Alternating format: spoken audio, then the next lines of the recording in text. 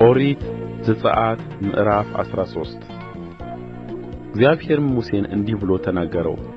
በእስራኤል ልጆች ዘንድ ከሰውም ከእንስሳም ማኅፀን የሚከፍት በኵር ሁሉ ለእኔ ቀድስልኝ፣ የእኔ ነው።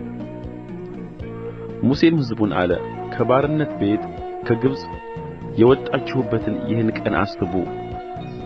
እግዚአብሔር ከዚህ ቦታ በብርቱ እጅ አውጥቶአችኋልና። ስለዚህ የቦካ እንጀራ አትብሉ። እናንተ ዛሬ በአቢብ ወር ወጥታችኋል።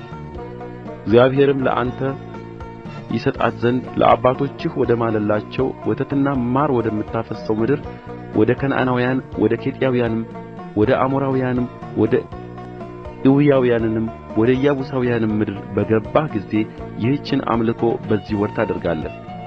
7 ቀን ቂጣ እንጀራ ትበላለህ። በሰባተኛውም ቀን ለእግዚአብሔር በዓል ይሆናል። 7 ቀንም ሙሉ ቂጣ እንጀራ ትበላለህ። በአንተ ዘንድ እርሾ ያለበት እንጀራ አይታይ፣ በድንበርህም ሁሉ እርሾ አይታይ። በዚያም ቀን ከግብፅ በወጣሁ ጊዜ እግዚአብሔር ስላደረገልኝ ነው ስትል ለልጅህ ትነግረዋለህ።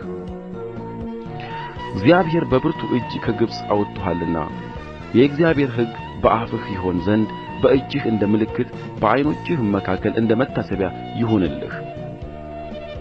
በዓመት በወራቱ ይህችን ሥርዓት ጠብቃት። እግዚአብሔርም ለአንተ ለአባቶችህም እንደ ማለ ወደ ከነዓናውያን ምድር በገባህ ጊዜ እርስዋንም በሰጠህ ጊዜ ማኅፀንን የሚከፍተውን ሁሉ ለእግዚአብሔር ለይ። ከሚሆንልህ ከብት ሁሉ ተባት ሆኖ አስቀድሞ የተወለደው ለእግዚአብሔር ይሆናል። የአህያውን በኵር በጠቦት ትዋጀዋለህ፣ ባትዋጀውም አንገቱን ትሰብረዋለህ። የሰውንም በኵር ሁሉ ከልጆችህ መካከል ትዋጀዋለህ። እንዲህም ይሆናል በሚመጣው ጊዜ ልጅህ ይህ ምንድር ነው ብሎ በጠየቀህ ጊዜ እንዲህ ትለዋለህ፣ እግዚአብሔር በብርቱ እጅ ከባርነት ቤት ከግብፅ ምድር አወጣን። ፈርዖንም እንዳይሰድደን ልቡን ባጸና ጊዜ እግዚአብሔር ከሰው በኵር ጀምሮ እስከ እንስሳ በኵር ድረስ በግብፅ ምድር ያለውን በኵር ሁሉ ገደለ። ስለዚህ ወንድ ሆኖ ማኅፀንን የከፈተውን ሁሉ ለእግዚአብሔር እሠዋለሁ። ነገር ግን የልጆቼን በኵር ሁሉ እዋጃለሁ። እግዚአብሔርም በብርቱ እጅ ከግብፅ አውጥቶናልና በእጅህ እንደ ምልክት በዓይኖችህም መካከል እንደ ተንጠለጠለ ነገር ይሁንልህ።